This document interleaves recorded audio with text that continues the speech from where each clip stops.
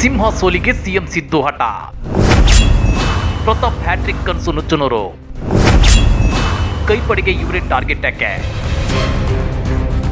ಸಂಸದ ಪ್ರತಾಪ್ ಸಿಂಹ ಅವರನ್ನು ಸೋಲಿಸೋಕೆ ಸಿಎಂ ಸಿದ್ದರಾಮಯ್ಯ ಅವರೇ ಪಣ ತೊಟ್ಟಿದ್ದಾರ? ಪ್ರತಾಪ್ ಸಿಂಹ ಅವರ ಹ್ಯಾಟ್ರಿಕ್ ಕನಸು ನುಚ್ಚುನೂರಾಗುತ್ತಾ? ಕೈಪಡೆಗೆ ಪ್ರತಾಪ್ ಸಿಂಹ ಅವರೇ ಯಾಕೆ ಟಾರ್ಗೆಟ್ ಅಂದ್ರ ಅದನ್ನ ಡೀಟೇಲ್ ಆಗಿ ತೋರಿಸ್ತೀವಿ. ಆದ್ರೆ ಅದಕ್ಕಿಂತ ಮೊದಲು ಹಲೋ ಕನ್ನಡ ಯೂಟ್ಯೂಬ್ ಚಾನಲ್ ಅನ್ನು ಸಬ್ಸ್ಕ್ರೈಬ್ ಮಾಡ್ಕೊಳ್ಳಿ. ಹಾಗೇನೇ ಪಕ್ಕದಲ್ಲಿರೋ ಬೆಲ್ ಬಟನ್ ಅನ್ನು ಪ್ರೆಸ್ ಮಾಡಿ. ಪ್ರತಾಪ್ ಸಿಂಹ ಸದ್ಯ ಸಂಸತ್ ದಾಳಿ ಪ್ರಕರಣದಲ್ಲಿ ಪಾಸ್ ಕೊಟ್ಟಿರೋ ಆರೋಪ ಎದುರಿಸುತ್ತಿರೋ ಇವರು ಆ ವಿಚಾರದ ಬಗ್ಗೆ ಏನೇ ಹೇಳಿಕೆ ಕೊಟ್ಟರು ಕಾಂಗ್ರೆಸ್ ಪಕ್ಷದ ಅಸ್ತ್ರಗಳಿಗೆ ಲಾಕ್ ಆಗೋದು ಗ್ಯಾರಂಟಿ. ಹೀಗಾಗಿ ಆ ವಿಚಾರದ ಬಗ್ಗೆ ತುಟಿ ಬಿಚ್ಚದೆ ಅದನ್ನ ದೇವರು ನೋಡ್ಕೊಂತಾರೆ ಅಂತೇಳಿ ಅಡ್ಡಗೋಡೆ ಮೇಲೆ ದೀಪ ಇಡೋ ರೀತಿಯ ಹೇಳಿಕೆಗಳನ್ನು ಕೊಡ್ತಿದ್ದಾರೆ. ಆದ್ರೆ ಬೇರೆ ವಿಚಾರಗಳ ಬಗ್ಗೆ ಕಾಂಗ್ರೆಸ್ ನಾಯಕರ ವಿರುದ್ಧ ಒಬ್ಬರಿಸುತ್ತಿದ್ದಾರೆ. ಅಷ್ಟೇ ಅಲ್ಲ, ಕಳೆದ 5 ವರ್ಷಗಳಿಂದ ಕಾಂಗ್ರೆಸ್ ನಾಯಕರ ವಿರುದ್ಧ ಪ್ರತಾಪ್ ಸಿಂಹ ಅಬ್ಬರದ ವಾಗ್ದಾಳಿ ನಡೆಸ್ತಾನೆ ಇದ್ದಾರೆ. ಇದು ಸಹಜವಾಗಿ ಸಿಎಂ ಸಿದ್ದರಾಮಯ್ಯವರ ಕಣ್ಣು ಕೆಂಪಗಾಗುವಂತೆ ಮಾಡಿದೆ. ಜೊತೆಗೆ ಮೈಸೂರು ಕೈವಶಕ್ಕೆ ಕಾಂಗ್ರೆಸ್ ಪ್ಲಾನ್ ಮಾಡಿದ್ದು ಪ್ರತಾಪ್ ಸಿಂಹ ಕಾಂಗ್ರೆಸ್ ಟಾರ್ಗೆಟ್ ಆಗಿದ್ದಾರೆ. ಹಾಗಾದ್ರೆ ಕಳೆದ 2 ಸಲ ಪ್ರತಾಪ್ ಸಿಂಹ ಗೆದ್ದಿದ್ದು ಹೇಗೆ ಗೊತ್ತಾ?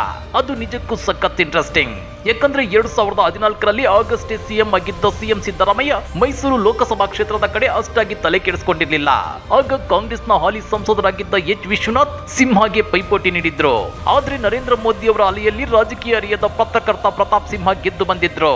ಆ ನಂತರದ ಬೆಳವಣಿಗೆಯಲ್ಲಿ 2019ರ ವೇಳೆಗೆ ಕಾಂಗ್ರೆಸ್ನಲ್ಲಿ ಎದುರಾಳಿಗಳೇ ಇಲ್ಲವಾಗಿದ್ರು.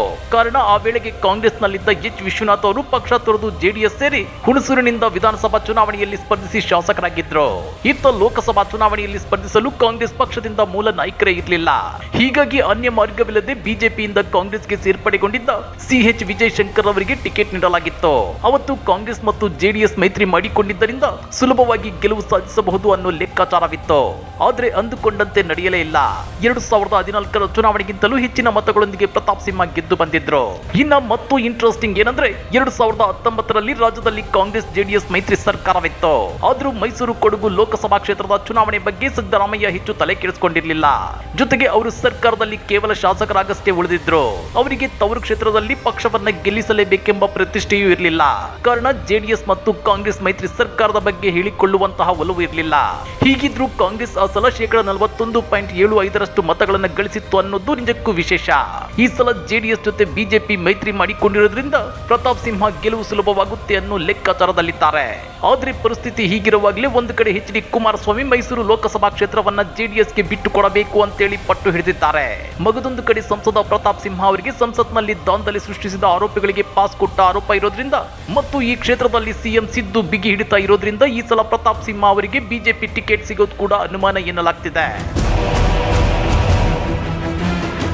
ಇನ್ನ ದೇಶದಲ್ಲಿ ಬಿಜೆಪಿಗೆ ಆಡಳಿತ ವಿರೋಧಿ ಅಲೆ ಇದ್ರೂ ಪಂಚರಾಜ್ಯ ಚುನಾವಣಾ ಫಲಿತಾಂಶ ನೋಡಿ ಸಮೀಕ್ಷೆಗಳೆಲ್ಲ ಮತ್ತೆ ಕೇಂದ್ರದಲ್ಲಿ ಮೋದಿ ಸರ್ಕಾರ ಬರುತ್ತೆ ಅಂತೇಳಿ ತಮ್ಮ ವರದಿಗಳನ್ನ ಕೊಡ್ತಿವೆ.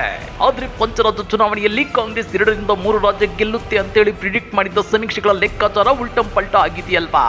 ಅದೇ ರೀತಿ ಲೋಕಸಭಾ ಚುನಾವಣೆಯಲ್ಲೂ ದೇಶದಲ್ಲಿ ಬಿಜೆಪಿಗೆ ಬಿಗ್ ಶಾಕ್ ಸಿಗೋದು ಗ್ಯಾರಂಟಿ ಅನ್ನೋ ರಾಜಕೀಯ ವಿಶ್ಲೇಷಣೆಗಳಿವೆ. ಇನ್ನ ಮೈಸೂರು ಸಿಎಂ ಸಿದ್ದರಾಮಯ್ಯನವರ ತವರು ಲೋಕಸಭಾ ಕ್ಷೇತ್ರವಾಗಿರೋದ್ರಿಂದ ಇಲ್ಲಿ ಕಾಂಗ್ರೆಸ್ ಅಭ್ಯರ್ಥಿಯನ್ನ ಗೆಲ್ಲಿಸಿಕೊಂಡು ಬರೋದು ಈ ಸಲ ಸಿದ್ದರಾಮಯ್ಯನವರಿಗೆ ಪ್ರತಿಷ್ಠೆಯಾಗಿ ಮಾರ್ಪಟ್ಟಿದೆ. ಈ ಗೆಲುವು ಸಿದ್ದರಾಮಯ್ಯನವರ ಸಿಎಂ ಸೀಟಿನ ಅಳಿವು ಉಳಿವಿನ ಮೇಲೂ ನಿರ್ಧರಿತವಾಗಿದೆ. ಇನ್ನ ಪ್ರತಿಯೊಂದು ವಿಷಯದಲ್ಲೂ ನಂದು ಒಂದಿರ್ಲಿ ಅಂತೇಳಿ ಮೂಗು ತೂರಿಸುತ್ತಿದ್ದ ಸಂಸದ ಪ್ರತಾಪ್ ಸಿಂಹ ಅವರಿಗೆ ತಮ್ಮ ಸ್ವಂತ ಕ್ಷೇತ್ರದಲ್ಲಿ ಸ್ವಪಕ್ಷದ ವಿರೋಧಿಗಳು ಕೂಡ ದಂಡಿಯಾಗಿ ಇದ್ದಾರೆ. ಅದೇ ರೀತಿ ಕಳೆದ ವಿಧಾನಸಭಾ ಚುನಾವಣಾ ಟೈಮಲ್ಲಿ ವರ್ಣದಲ್ಲಿ ವಿ ಸೋಮಣ್ಣ ಬೆನ್ನಿಗೆ ನಿಂತಿದ್ದ ಪ್ರತಾಪ್ ಸಿಂಹ ಸಿದ್ದು ಸೋಲಿಗೆ ಪಣ ತೊಟ್ಟಿದ್ರು.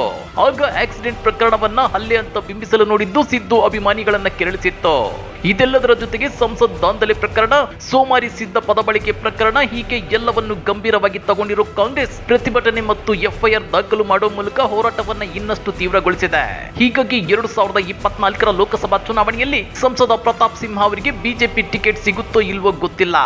ಆದ್ರೆ ಟಿಕೆಟ್ ಸಿಕ್ಕರೆ ಮೈಸೂರು ಲೋಕಸಭಾ ಕ್ಷೇತ್ರ ಹೈ ವೋಲ್ಟೇಜ್ ಕಣವಾಗಿ ಮಾರ್ಪಡೋದಂತೂ ಸುಳ್ಳಲ್ಲ. ಈ ಬಗ್ಗೆ ನೀವೇನಂತೀರಾ? ಕಮೆಂಟ್ ಮಾಡಿ, ವಿಡಿಯೋ ಲೈಕ್ ಮಾಡಿ, ಶೇರ್ ಮಾಡಿ. ಇಂಥ ಮತ್ತಷ್ಟು ರೋಚಕ ರಾಜಕೀಯ ಸುದ್ದಿಗಳನ್ನ ಮಿಸ್ ಮಾಡದೆ ನೋಡಬೇಕು ಅಂದ್ರೆ ಹಲೋ ಕನ್ನಡ ಯೂಟ್ಯೂಬ್ ಚಾನಲ್ ಅನ್ನ ಸಬ್ಸ್ಕ್ರೈಬ್ ಮಾಡ್ಕೊಳ್ಳಿ.